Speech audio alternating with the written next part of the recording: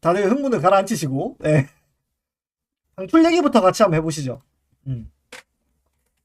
일단 오늘 11월 28일 공식적으로 심재민과 김도규 그리고 이주찬 선수의 방출이 확정이 났습니다.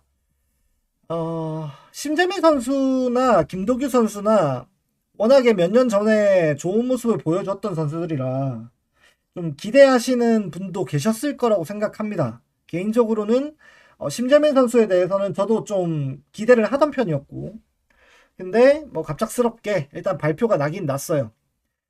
어, 심재민 선수 같은 경우에는 롯데자이언츠의 트레이드로 들어온 이후에 불펜 투수로 영입이 됐습니다만 선발로 활동을 하면서 혹사를 짧은 기간은 너무 많이 던졌고요.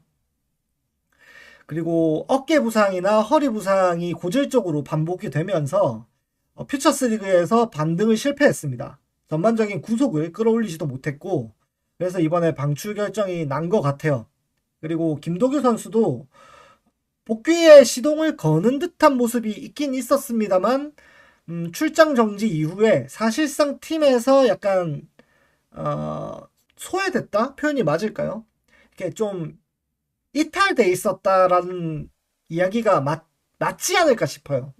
25시즌에 뭐 70경기를 치르고 난 다음에 정말 팀에서 키우려고 생각이 있었다면은 퓨처스 리그에서라도 계속 모습을 보였어야 됐는데 퓨처스에서 3경기밖에 출장하지 않았고 몸도 덜 만들어졌는지 방어율이 18.9까지 올라가 있었습니다.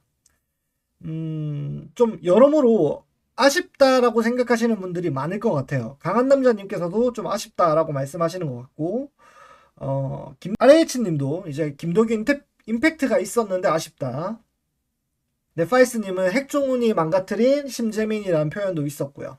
좀 여러모로 선수들이 구속 회복이 안 되고 특별히 이렇게 뛰어난 모습을 보여주지 못하면서 치고 올라오는 젊은 선수들을 극복하지 못했다라고 보는 것도 맞는 것 같아요. 그런데 또 한편으로는 저는 이 생각도 지울 수가 없는 거죠. 전단장이 마지막으로 한 트레이드가 심재민이었고, 전단장이 가능성이 뛰어나다고 공언하면서 푸시를 했던 불펜 투수가 김도규였습니다. 그리고 이주찬 선수를 사진으로 가지고 오진 않았지만 전단장이 푸시를 하면서 유격수 자원으로 올라올 수 있는 선수다 라는 평가를 했던 선수가 이주찬 선수였죠. 제가 너무 멀리 가는 게 아닌가라는 생각이 들긴 들지만 전단장의 색깔을 지어내는 데에 일조한 그런 방출이지는 않을까라는 걱정도 조금 해보는 거죠. 많은 분들이 어떻게 생각하실지 모르겠습니다. 그저 음모론의 하나의 종류일 뿐이다 라고 생각을 해주시는 게 어떨까 싶습니다. 물론 지금 채팅창에서는 제 의견에 동의를 해주시는 분들도 계시네요. 심재민은 분명히 기본적 커리어를 갖고 있는 선수였기 때문에 구속이 잘 올라오진 않더라도 불펜 투수로 돌리면서 진해수 선수처럼 약간 피네스 피처의 모습으로 좀 이렇게 변화할 수 있는 그런 선수라고 생각을 했는데 조금 섣부른 방출이 되지 않을까라는 생각이 들고 있습니다.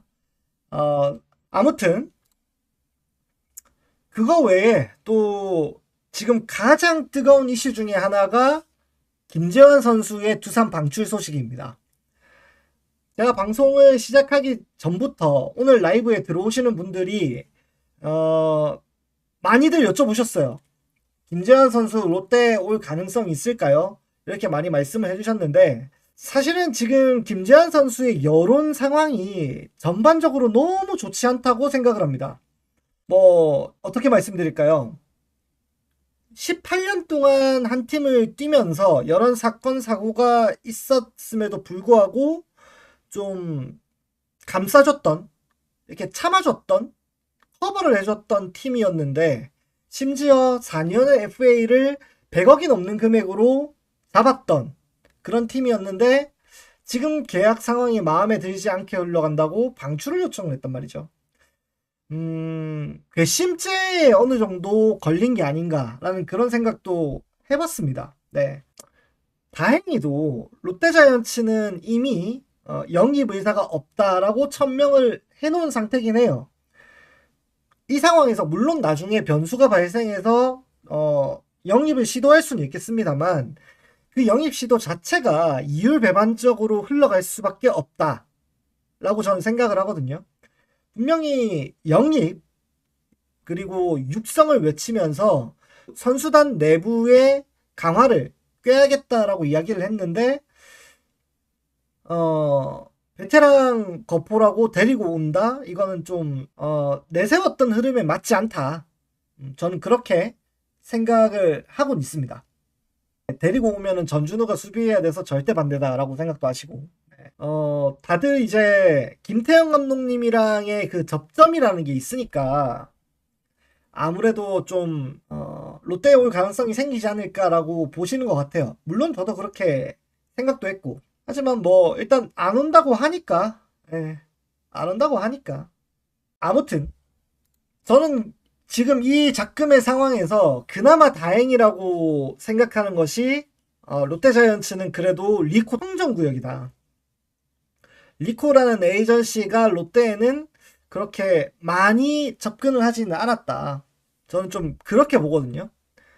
팀 내에 리코 에이전시 소속인 선수가 5명입니다. 원래 진해수 선수가 포함이 되어 있었는데 진해수 선수가 은퇴를 하고 난 다음에 최충현 선수가 2차 드래프트로 오게 되면서 다시 5명이 유지가 되고 있어요. 그 중에서 대표적인 인물이 롯데에서는 이 김원중 선수죠. 그 외에 여러 선수들이 있는데 곧 말씀드릴 거예요. 네파이스님 말씀대로 안치홍도 리코였고, 그 롯데 소속이면서 리코인 선수들이 바로 유돈노입니다. 이제 딱 진짜 1년 남았거든요. FA 계약 자체가, 그러니까 4년 계약 자체가 끝나는 것이 내년 시즌 종료 시점입니다. 이후에는 FA 등록 절차상 등록 일수를 채워야 되기 때문에 등록 일수가 다 차지 않았기 때문에 정확하게는 선수들이 구단과 1년짜리 연봉 계약 협상을 해야 됩니다.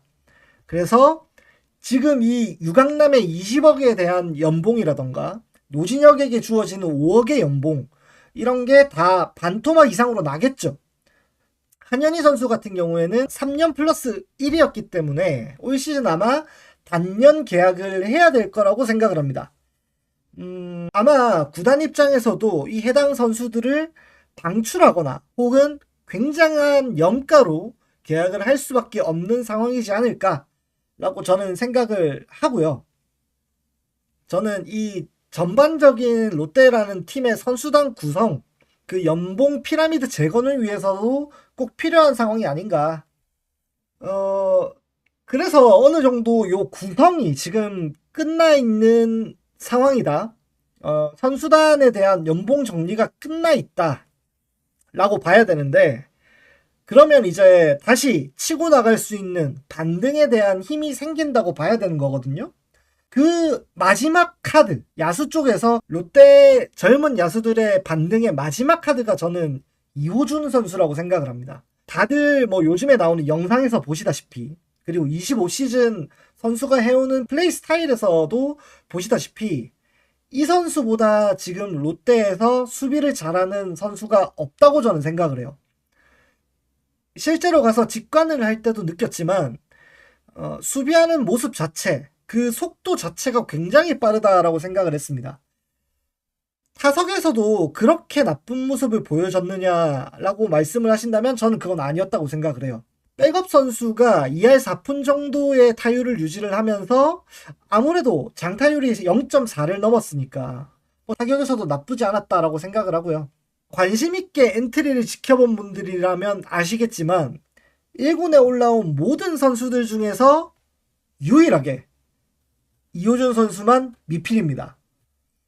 분명히 26시즌, 내년 시즌에도 이호준 선수는 롯데에 필요한 자원이라고 저는 생각을 합니다. 내년에 군대를 보내기 힘든 상황이라고 생각을 해요. 그렇다면 구단 차원에서 이 선수를 언제 군대를 보내느냐도 굉장히 중요한 요소가 될 수 있다라고 저는 생각을 하거든요. 그 판단을 어떻게 하는지 지켜보는 것이 또 하나의 재미가 되지 않을까라고 저는 생각해 봅니다.